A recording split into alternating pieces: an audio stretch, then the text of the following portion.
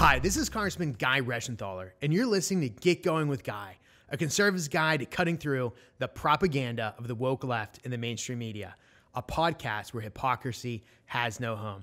All right, everybody knows the drill, bluff, bottom line up front. Here's the bottom line. The United States is making a huge mistake. Let me rephrase that. Joe Biden is making a huge mistake by pulling out of Afghanistan. And here's why. We know that when the United States leaves an area, chaos ensues. If you don't believe me, just think about what happened when we pulled out of Vietnam. Remember that last chopper coming out of Saigon? You're seeing scenes reminiscent of that now in Afghanistan. And you might say, Guy, that's just Vietnam. That hasn't happened in recent history. Okay, well, maybe you forgot about what happened when Obama and Biden had a troop withdrawal in Iraq. That led to ISIS.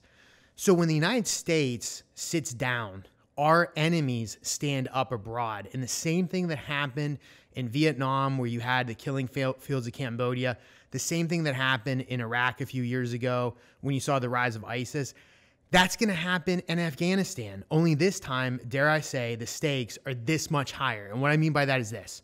If you look at the global scene right now, Afghanistan is sitting right near, relatively speaking, right near China and Russia, two of our biggest adversaries.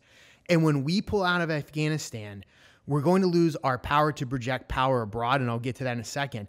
But we're also going to leave a vacuum that's going to be filled by China and Russia. And if you think that if I'm engaged in hyperbole, I am not. The Chinese are already moving into Afghanistan.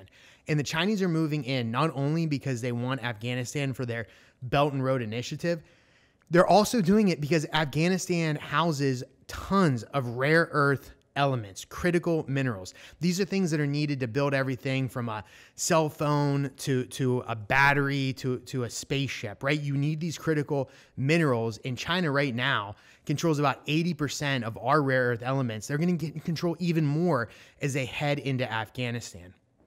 There's also two other concepts I want to pull out here. Number one is force projection abroad. Typically, the further you fight from your home nation, your power projection declines.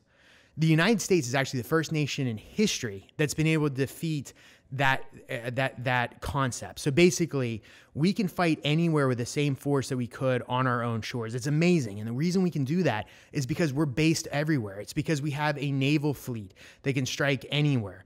So when we pull out of Afghanistan, we lose our ability to strike Western China if the need ever arises.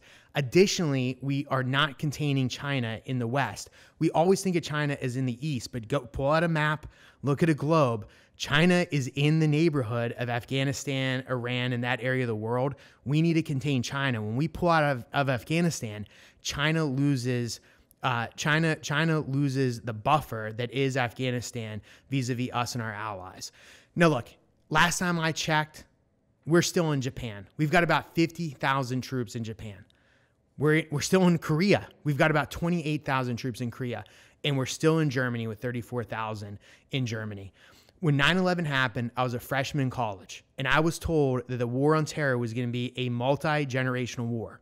Well, last time I checked, it's still my generation, and we're calling it quits in Afghanistan.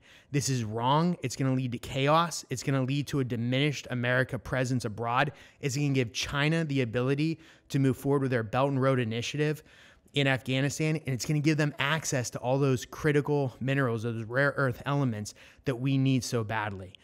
This is a colossal mistake. This will come back to hurt the United States, and Joe Biden now owns this surrender in Afghanistan. All right, that's it for today, gang. I'll see you next time, and as always, just call me Guy.